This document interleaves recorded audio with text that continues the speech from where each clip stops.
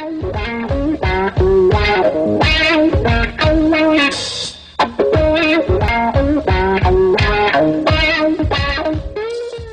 have the ICS L86A2 LSW.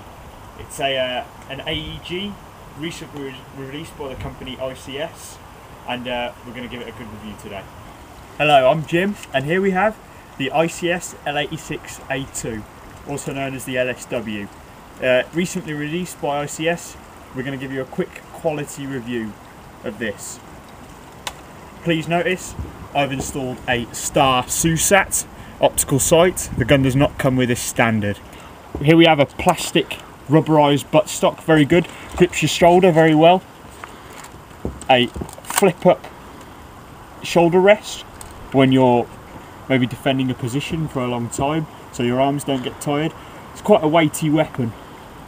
You have a rear grip for urban, and when you're down, you can pull it in and get a really good stable shooting platform. A plastic rubberized cheek rest.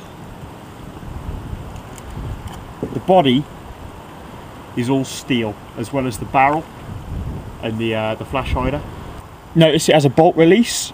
To engage the bolt release, push back on the charging handle, flick up on the bolt release, and the bolt is locked.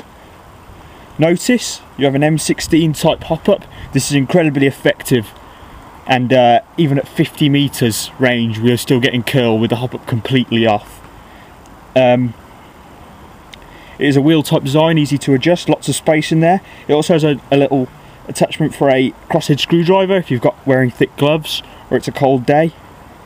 To release the bolt release, just push back on the charging handle and it will release, and just give it a tap forward, make sure it's fully forward. Also has a bolt dust cover which is easy to close. Flipping over onto the other side, you have your fire selector. It is not marked. That is one thing this is missing. Top is full automatic and the lower is semi-automatic. Very easy to select, clicks in place well, no gripes there. You also have your magazine release. Notice there's a guard, unlike the A1, to stop your magazine accidentally releasing while pressed against your gear. It is very simple to operate, simply press in and take it, and you'll get the few BBs that fall out as with every AEG magazine. These two nuts secure the SUSAT sight. We'll get onto that later.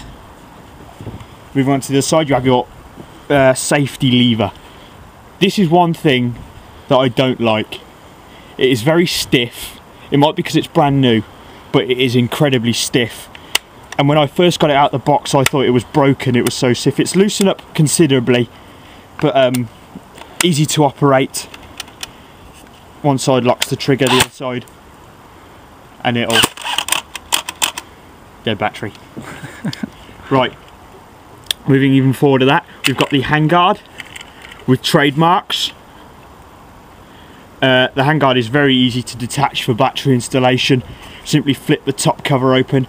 You have your dummy gas tube, and there's a small catch on the bottom. Simply lift on this small catch and the battery guide swings open. Much easier than the Army R85. Here we have the battery installation. The battery goes in the handguard. It is a very good system, unlike the Army R85. It has an automotive style fuse rather than the regular AEG type, and a small connector. Here's the battery that we're going to insert today. It is a 1500 milliamp 9.6 mini type. Simply slide your battery in,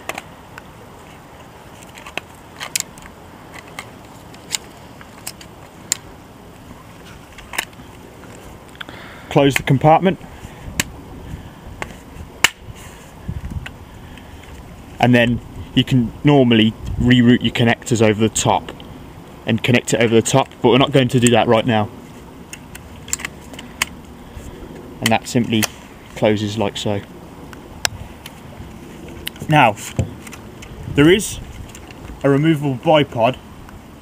I've removed that out of personal preference, but I'm going to attach it now just to show you. Here's the bipod. all steel, very well constructed, spring loaded. Simply place it onto the end and there would be a small grub screw on this side that secures it in place.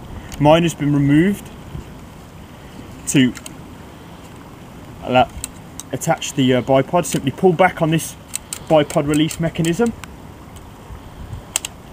and place the bipod into the handguard, and then this should spring forward, and there's your bipod attached. I question the usefulness of a bipod on a rifle like this. The more support gunner or defensive player might appreciate it, but me, being as offensive and aggressive as I am, think it's redundant and just dead weight on the front. However, it's good for keeping your gun out of the mud when you're not handling it.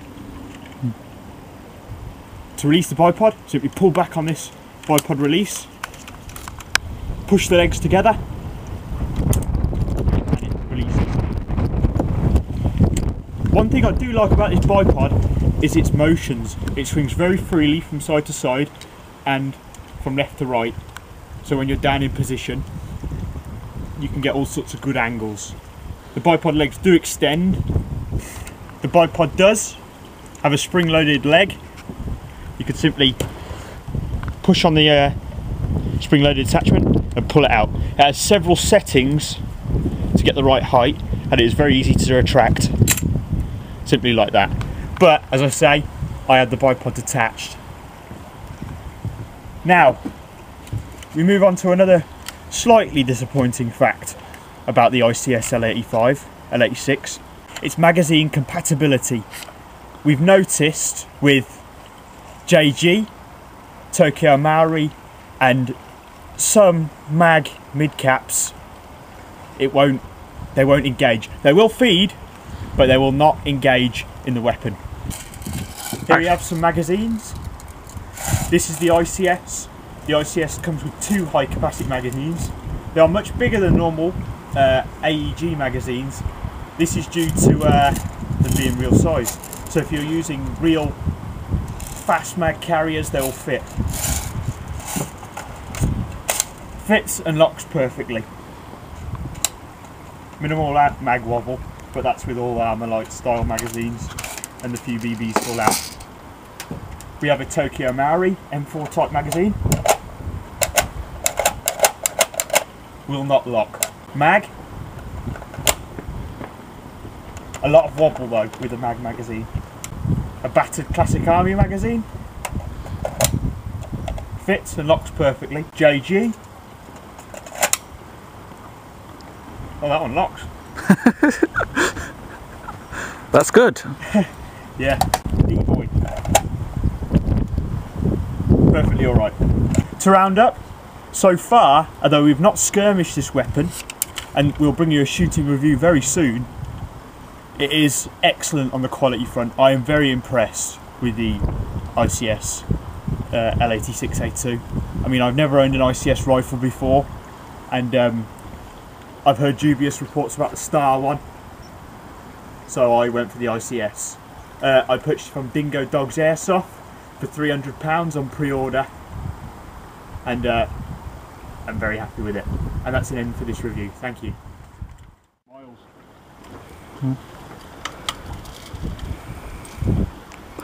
I don't know what this some more hop is. Oh, it's got a little arrow.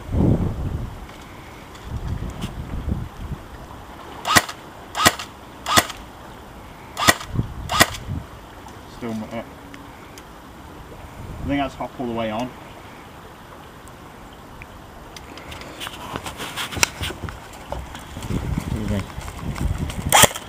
Mid caps for the win.